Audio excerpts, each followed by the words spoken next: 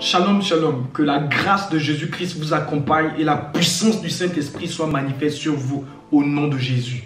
Recevez la substance qui va vous permettre de dominer et de réussir en cette saison, en cette année et dans ce pays, au nom puissant de Jésus.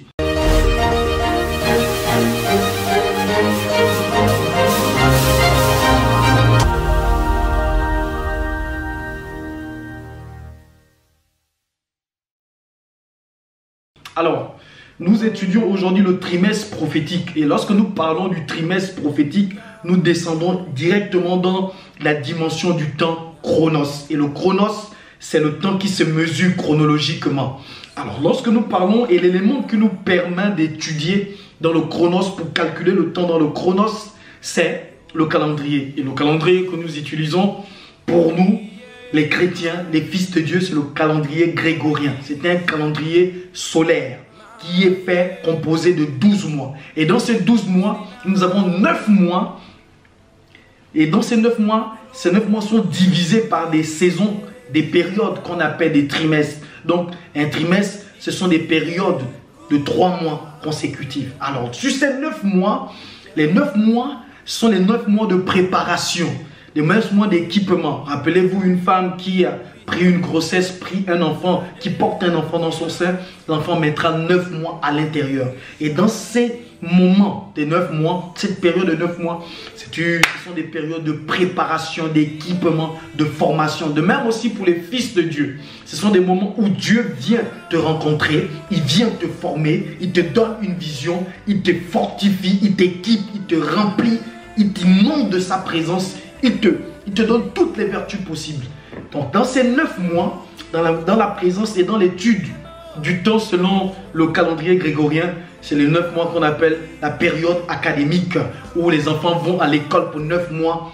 Et après le 9 mois, on voit le dernier trimestre. C'est le trimestre où on va délibérer, le trimestre où il y a des examens.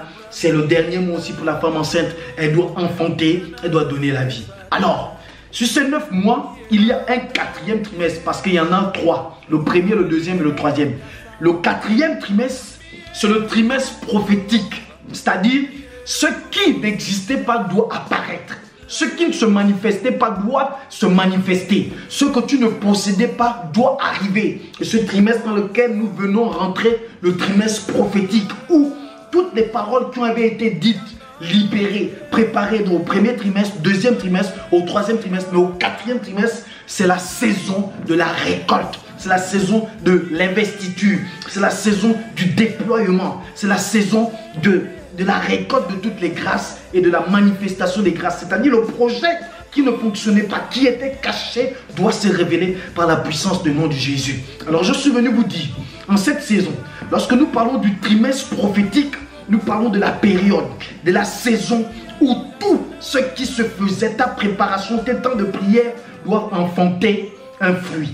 Ce que tu es en train de construire doit se manifester. Ce que tu es en train où tu t'investissais doit produire du fruit. Alors je libère cette grâce sur toi, sur cette saison du trimestre prophétique, pour toutes les personnes qui ont marché fidèlement depuis le début de l'année, ou plusieurs mois, plusieurs années, dans cette saison, parce que la parole t'est libérée, tu dois la récupérer et tu dois manifester ce que tu as investi, le temps que tu t'es mis. Oui, c'est cette saison où tu dois récupérer, cette période prophétique où tu dois récupérer. Et je prophétise sur toi que rien ne t'échappe. Ce pourquoi tu t'es investi, tu dois recevoir cette grâce par la puissance du nom de Jésus et rien ne pourra t'arrêter. Lorsque la saison est arrivée, nous voyons dans ce trimestre prophétique, c'est le mois qui commence le mois d'octobre, le mois de novembre et le mois de décembre. Donc c'est lorsque nous voyons dans le calcul du temps, selon les saisons, c'est la saison dans certains pays, certaines régions où c'est l'hiver. Dans d'autres c'est l'harmattan, dans d'autres c'est la saison de pluie. C'est là où il y a des tempêtes, là où il y a un nouveau vent, une nouvelle saison. La saison où ça doit couler, ça doit pleuvoir, ça doit tomber, ça doit se manifester. Et je libère cette saison sur toi par la puissance du nom de Jésus. C'est la saison de la fraîcheur, c'est la saison de la grandeur, c'est la saison de l'éclat. Les belles choses du ciel vont tomber sur toi et doivent se manifester sur toi. C'est pourquoi je relâche cette bénédiction sur toi par la puissance du nom de Jésus.